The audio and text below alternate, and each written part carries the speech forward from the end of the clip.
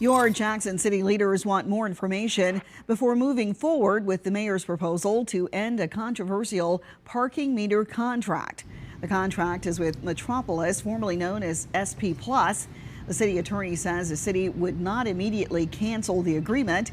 It would rather use the authority as leverage to negotiate with the firm.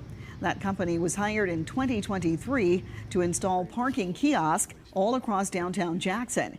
3 on Your Side told you about how the city has brought in no revenue from those kiosks, despite projecting $100,000 from them.